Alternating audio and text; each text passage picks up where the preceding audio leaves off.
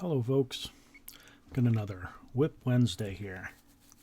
This is my second and last week of vacation, so I expect to get a whole bunch done, but then once the beginning of the year starts, it is back to work.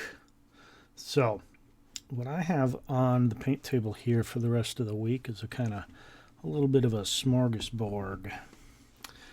First off, I have two little dumpsters. I bought some trash trucks off of AliExpress a while back, and they came with these little dumpsters. Now, the trash trucks are pretty big, but these dumpsters are actually a pretty good size.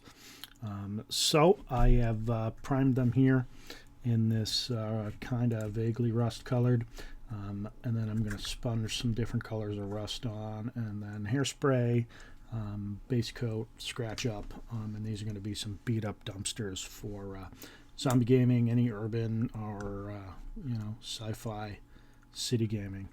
So this will be quick. I have a couple more Descent figures here. Now, these guys again are from the same batch of figures from my first edition Descent game. So these Nagas are pretty big. 2-inch, 50 millimeter size bases, and I started them a while ago with the airbrush and just put them aside. So I'm going to finish them up this week. Should be pretty quick. I'm not going to do anything fancy.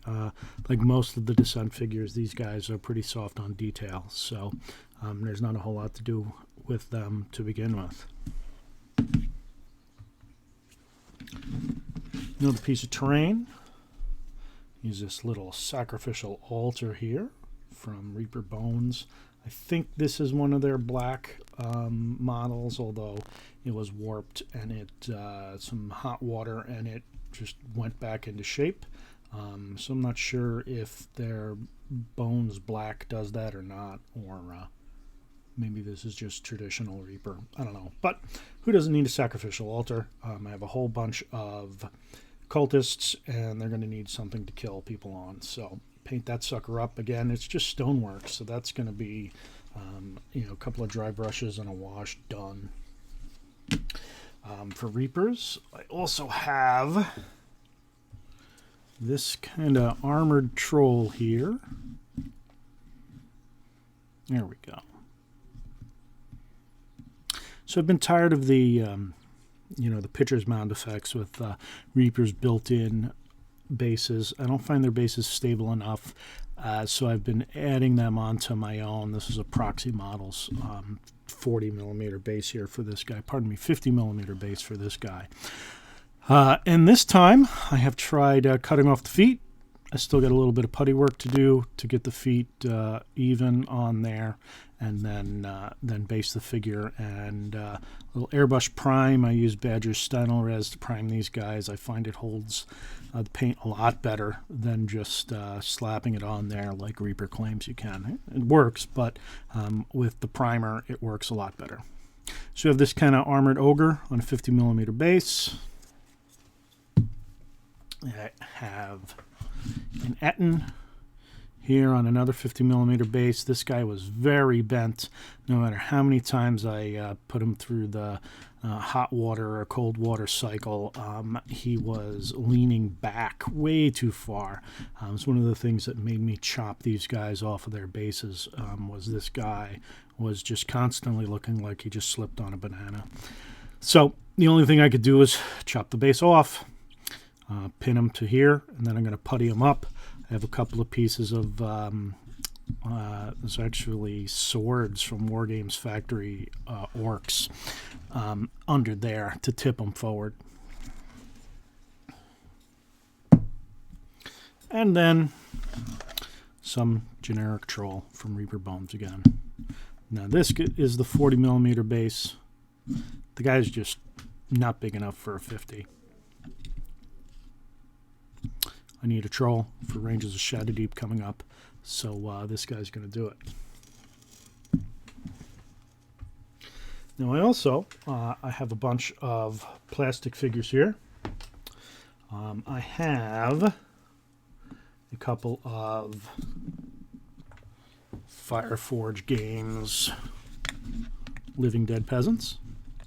I've been slipping these in my painting rotation so that I'm not doing, 20 zombies at a time. So it's time to paint a couple more up. I'm going to need them again. One of the next scenarios for Rangers of Shadowdeep has swamp zombies, and although I don't have any swamp zombies, I do need some more zombies. So these guys are going to get painted. Have Fireforge Games from their same Forgotten Worlds,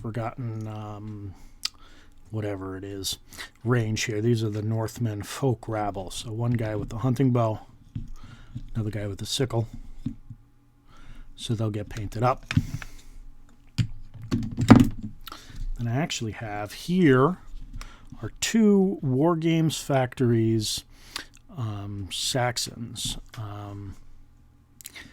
that I have added Oathmark arms to. I'm going to do a video on this, but the arms that the War Games Factory ones come with suck.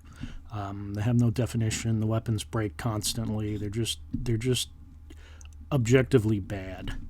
So I found that the Oathmark humans arms fit there pretty good. I'm going to need to do some gap filling on a couple of them. These guys are pretty straightforward. The fits were pretty good, so I'm just going to go ahead and paint them, and those will be a little test.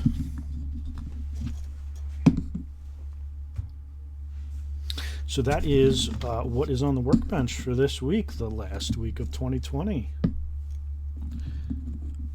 I hope everything's going well for you guys.